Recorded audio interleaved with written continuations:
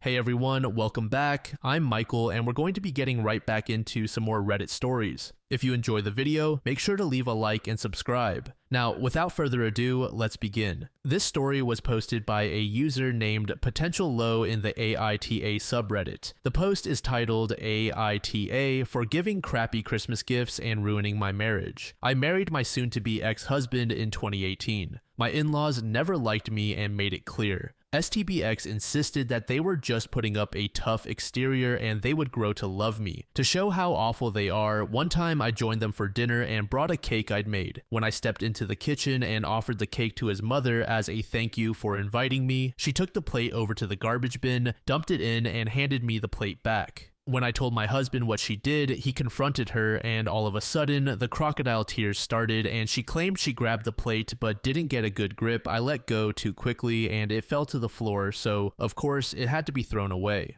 My SIL confirmed that was what happened. My STBX owned his own business, and they called me a gold digger behind his back. Of course, they insisted on a prenup, which I didn't care about because I never thought my marriage would end, and it would appease them and may allow them to finally treat me kindly. Nope. His business failed once COVID hit. We went through his savings and my own, trying to keep it afloat. I refused to go into debt to keep it going, so he closed it down. In 2022, he was suffering from really bad depression because he lost his business and couldn't find new work. He suggested we move to his hometown, closer to his family, so he had a larger support network. Against my better judgment, we did. He wanted to only work part-time while he tried to restart his business, so I became the main breadwinner. And as with most wives, I became the person in charge of buying gifts. Stupid old me thought buying them thoughtful, expensive gifts would finally make them see I wanted to be accepted by them. Gifts to us were a couple's gift, but clearly for my STBX only. Every holiday was spent with them, monthly dinners with the whole family. After a year, I realized that if I ever tried to talk or join a conversation, everyone would go quiet, so I just stopped talking when I visited. In early December, they finalized plans for Christmas.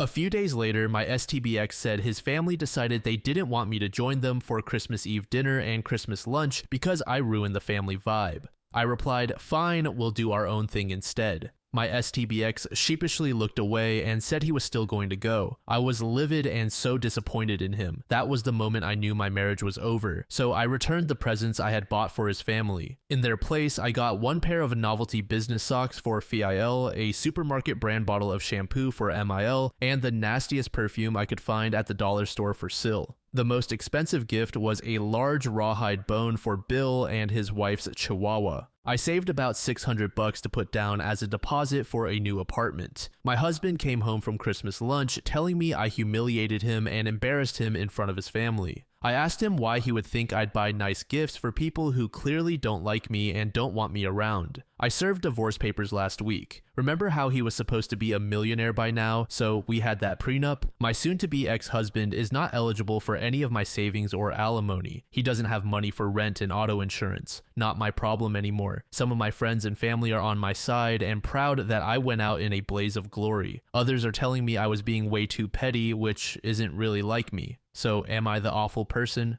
Update. Many thanks to everyone for their support in my last post. I thought I'd send a small update. First, for those who asked how the deposit on my new apartment was only the $600 I saved on gifts. It certainly wasn't. I had to dip into my savings, but that $600 helped. My soon-to-be ex-husband didn't bother reaching out to me after I left until he was served the divorce papers, and my lawyer made it clear we're exercising the prenup. Then it was loving voicemails and texts from him and his family for a few days, trying to convince me to come back. Eventually, this turned into threatening and cruel voicemails and texts when it was clear I wasn't budging. My lawyer suggested I not block them so we have evidence of harassment if needed. Basically, give them the rope to hang themselves with. But then last night, I got call after call from my soon-to-be ex-husband. Stupidly, I picked it up thinking there was some kind of emergency or something. I barely got hello out when he said, the rent is a week late. I told him that's strange because I paid my landlord 6 days ago. He paused and sighed dramatically and replied, no, the rent for here. I reminded him I don't live there and he shouldn't expect rent. Cue his parents both texting me that they're going to sue me to pay the remainder of the lease entirely. I'm not worried about having an eviction on my record since the apartment is in his parents' names. When we first announced we were moving to his hometown, they rented an apartment for us right away so we could move right in. They've been renewing the lease each year. We had to pay his parents and then they would write a check to the landlord who has no idea who my soon-to-be ex-husband and I are, let alone that we lived there.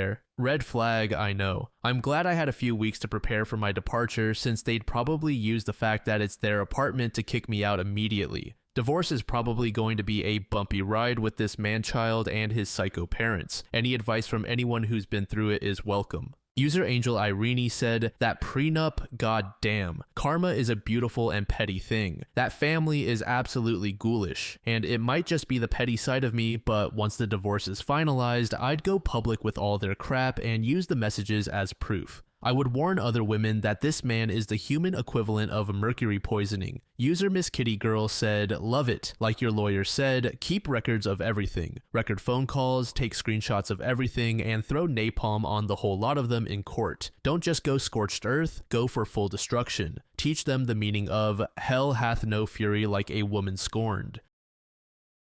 This next post was made in the Petty Revenge subreddit by a deleted user. The post is titled, I planted bamboo that overrun my neighbor's property over a security light. About 4 years ago, I used to live in a nice homeowners association in a small town in Texas and enjoyed having only one neighbor over my backyard fence. The plot was about 2 acres and the other side of the backyard butted up to a hayfield. The stars were beautiful at night because of virtually no light pollution, until the neighbor decided to install an incredibly bright security light over their back porch aimed right at my back patio and bedroom windows. I tried to ignore it at first and put shades in the bedroom, but out on the patio, it was like having a bright LED headlight in your face all night. I consulted the homeowners association about adding a privacy addition to my fence to increase its height, and they said no because it was already at the 8 feet max allowed height. They said there was nothing in the bylaws or whatever about bright lights, so there was nothing they could do. Diplomacy. I hated for this to be the thing where we finally had a formal greeting after 3 years of back porch waves, but I walked over and rang the doorbell with $20. I politely explained how the light was causing the aforementioned nuisance and asked if there was any way I could convince him to point the light down or in a different direction. I even offered to buy him a case of beer out of goodwill and even a new motion sensing light. He seemed nice and agreed to point it down, but after waiting a month, nothing changed. I went back to have another polite conversation, and he said he had changed his mind and was going to leave it on every night and leave it pointed as is. Petty revenge. Needless to say, I was a bit upset that diplomacy failed and started figuring out how to win. If the military taught me anything, there are always ways to adapt and overcome. So I started researching fast-growing plants to create big privacy walls and reading through the Homeowners Association bylaws and state ordinances about what I could or couldn't plant, and if there were any repercussions for encroachment across the property line. I quickly discovered running bamboo, despite being very invasive, would grow super fast to make the neighbor's house and light disappear from view, and there was nothing on the Homeowners Association, state, or city books to prevent me from planting it or cause legal recourse if it spread and grew on his side of the fence. The only thing he could do is cut anything that grew on his side of the line, so I pulled the trigger and planted a bunch of golden bamboo, which grows and spreads crazy fast in Texas and grows up to 20 feet tall.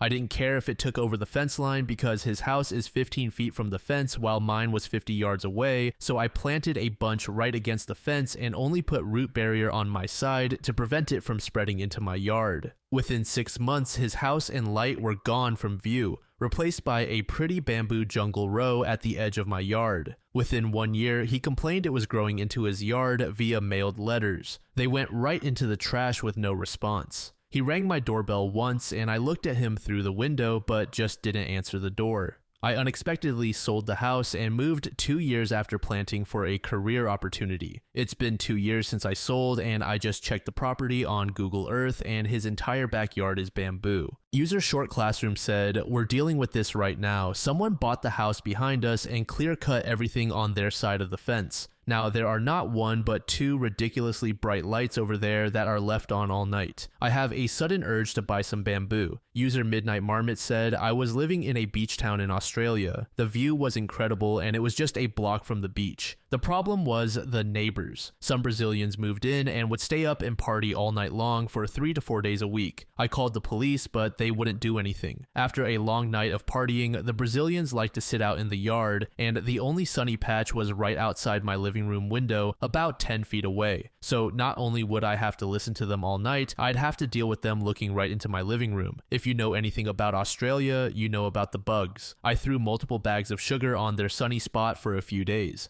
They set up shop a few days later, and I heard them slapping at themselves before they finally ran back down their yard, dragging their chairs behind them. I felt satisfied." This third story was made in the AITA subreddit by a user named Spiritualist. The post is titled AITAH for refusing to babysit my sister's kids for several weeks while she is on a baby moon with her BF. My sister Jamie has 3 kids, Melanie, Sarah, and Carl, with her ex-husband, whom she divorced 6 months ago due to her cheating with her current boyfriend, Daniel. Jamie's kids are absolute brats, and the last time they came over 3 years ago, Melanie smashed a vase and Sarah scribbled on my Uggs with permanent marker. This was when I decided to become child-free. I also decided to distance myself from them, though I do speak to them and we have occasional family dinners at my aunt's place. Anyway, Jamie and Daniel are expecting a child, a boy, and they decided to go on a baby moon, which will happen in a week. They are not very wealthy, so they did not hire a babysitter. Yesterday, Jamie unexpectedly called me and asked if I could babysit her kids. I said no, as I have been getting a degree online and I have to fly to where my university is for my graduation ceremony. At first, she tried to persuade me, saying her kids are absolute darlings and that I won't even notice they are there. I said that my answer was still the same, and then she went off on a rant and called me all kinds of names, saying that I'm a heartless bitch who can't have a little compassion for her poor pregnant sister. I told her that if she wants somebody to work for her for free, she can actually get a job and not sleep with men who are literally old enough to be her father in the hopes that they are rich. She hung up and is now bombarding me with texts begging me to reconsider. I am beginning to feel a bit guilty. Should I have been nicer to Jamie? Am I the awful person? User Angelic said, "Why did a 38-year-old ditch her husband for a 62-year-old? What the f?" User Mao Mao Neko said, "A death is an emergency, a severe hospitalization is an emergency, a car crash is an emergency, and a dangerous issue with the house is an emergency. A baby moon where you spend all your savings is not an emergency. She at 100% knew she was going to drop them off with you. I would actually recommend getting a Ring camera and telling your sister that if she drops her children off with you, you'll call Child Protective Services for child abandonment. Put everything in writing. Tell her multiple times by text that you won't babysit and that you'll call Child Protective Services. Alert your family that you are not going to take care of the children. Again, everything should be in writing. She will 100% drop her children at your place and tell everyone you agreed to babysit them. You are not the asshole. Be prepared." Update. Last night, Jamie texted me. She seemed upset. Apparently, she had to cancel her baby moon because I rudely denied the amazing opportunity to watch her kids. However, not everything from the canceled trip was fully refunded, so she demanded that I compensate for the rest and also pay for a fully funded trip to Disney for her, Daniel, and the kids.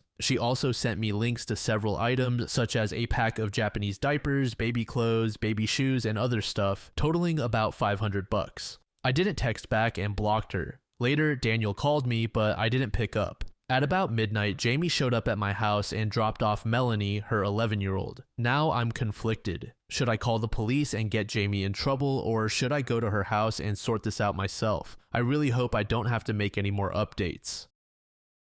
This fourth and final post was made in the same subreddit by a user named Blue Snow. The post is titled AITAH for refusing to remove a tattoo related to my ex for my current partner. My girlfriend and I have been together for 2 years. I only have one tattoo. I got it when I was 19 and it was given to me by my ex-girlfriend. The tattoo, while it's not directly about or for my ex, was done by her. It's a small, minimal tattoo. My ex and I never broke up. She died unexpectedly in an accident when I was 21. I haven't been in a serious relationship until this one I'm in now because I've taken time to overcome the loss and all the associated trauma. To me, my tattoo holds a lot of meaning. It extends beyond the relationship I had with my ex. I've tried to explain that to my girlfriend, but her thinking is black and white. If you're over her, just get it removed. Can't you do this for me? Don't you want to move on? It means you're stuck in the past. These are some of her arguments. Am I the asshole for wanting to keep my tattoo? User Physical Poetry said, that girl isn't your ex. She's your late girlfriend and she deserves to be treated as such. You should feel no shame in keeping a tattoo that pays tribute to her. User Jado said, you are not the asshole. She is being ridiculously immature to keep badgering you about this. It's a red flag. To this user Storm Tomcat said, agreed, it's embarrassing for a person who's almost 30 in my opinion. Am I supposed to find a new favorite book because I read it with a previous partner? Do I throw out all my water glasses, wine glasses, cups because my ex's lips have touched the rim? Should I break out the loo because they've sat there? And OP didn't break up with his first girlfriend, she passed away. Update. Thank you everyone for answering my question. I talked to my girlfriend and even though I've explained things in the past, I tried to explain again one last time, thinking maybe if we could communicate our feelings more clearly, we would get past this misunderstanding. I explained that my tattoo is personally meaningful to me in a way that has nothing to do with my ex. It doesn't mean I haven't moved on or that I'm stuck in the past. We talked for a long time and I did not break up with her because of how this conversation went. I genuinely believed we had overcome it. A few days passed and she drank too much while celebrating a work milestone with her colleagues. She called me that night to come to her place. She was in a good mood that night. I fell asleep first. While I was asleep, she stubbed a cigarette out on my tattoo. I broke up with her because I can't take it anymore. Her fixation with my tattoo. Thank you so much for making it to the end of the video, and thank you also to partner of the channel, Gamersubs. Use code DLAM to support the channel and get 10% off of your purchase, link in the description. I'm sure many of you like me have a hankering for daily caffeine, so go check them out. Lately, I've been a big fan of Titty Milk and Acid Rain, but they've got dozens of other flavors for y'all to try out. Anyway, thanks again for reaching the end, and I hope you all have an amazing passage of the next 24 hours.